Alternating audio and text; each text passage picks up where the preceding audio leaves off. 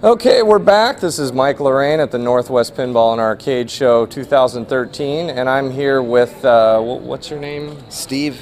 Steve Wiebe. Nice to have you, Yeah. Steve Wiebe. Wiebe, yes. W-I-E-B-E. Okay. Yeah.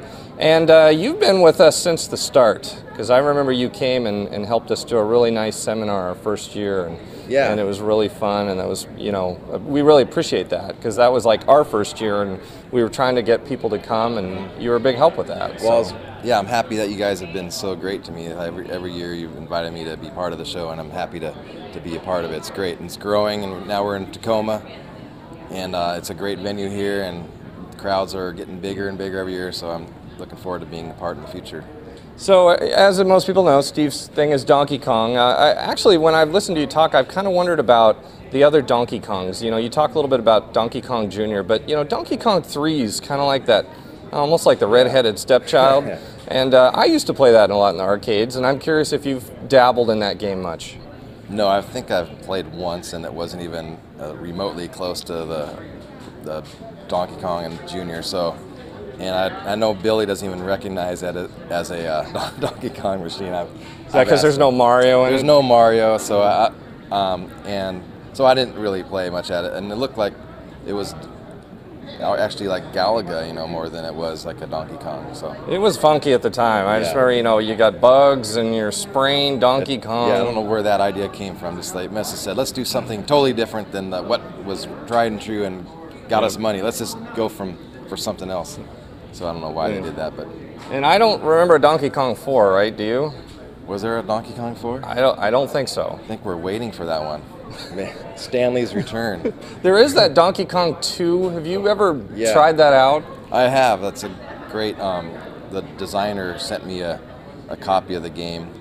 It just you modify a regular Donkey Kong and you put the ROM on the chip on the board, and then it plays this Donkey Kong 2, which it's really challenging.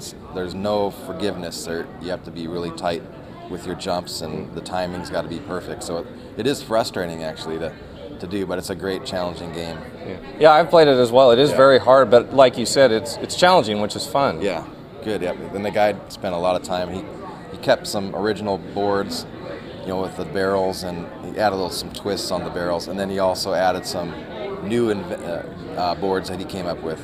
That was pretty cool and creative. Have you heard of if he might do anything else, like a Donkey Kong 3? Not like the 3 we talked about? Yeah. Maybe it will say Roman numeral 3? Yeah, maybe it'll be a different version of 3. I haven't heard anything else coming out of his camp, but I did see I was down at the one up in Denver, and there was a reverse roll Donkey Kong where Pauline is now Mario chasing or trying to get up to the top and saving Mario. And along the way, Pauline's picking up plungers and wrenches instead of hats. And so it's kind of I don't know if you've heard of that one. I have. Yeah, it was kind of, I don't know who the designer, I guess the story is, his daughter asked why is the protagonist always the male, and then he goes, well, that's a good question, so he reversed the roles. Very cool. Yeah. The other thing you talked about a lot yesterday was doing the movie, how you get to do the movie cameos for Seth, which you're almost like Cliff and all the Pixar Toy Story movies and everything. He's like always calling you every time he does a new movie. He wants you. Yeah, Seth's been very, great in including me in his success. He's gone on to be a director in several movies now, and he considers me the good luck charm, so I think he's worried if he leaves me out, it's going to jinx his career. And so I'm happy to be along for the ride. There's a TV show coming up called The Goldbergs, which is a Wonder Years type show. It takes place in the 80s, so what else would be perfect for me to be in that 80s scene and culture? So I'm an employee at a burger stand in the pilot episode, so it's coming out in the fall, so look for me. I have this rat tail. Back in the 80s, a lot of hairstyles were popular that should not have been popular. so there's a rat tail on my... Film or television? It's a television series, so it's on Channel 5, NBC, I guess. And you've already filmed your scenes? I filmed that scene, that was a few months ago, and then that will come out in the fall. So it's called The Goldbergs. Okay. Yeah. Okay. And I'm just one last question about, you know, as a filmmaker myself, I'm always curious about when you get in on the larger production, just, you know, the environment on the set. You know, are there hundreds of people all running around, camera people? Oh yeah, there's several. It's just like you see here, people, cameras everywhere.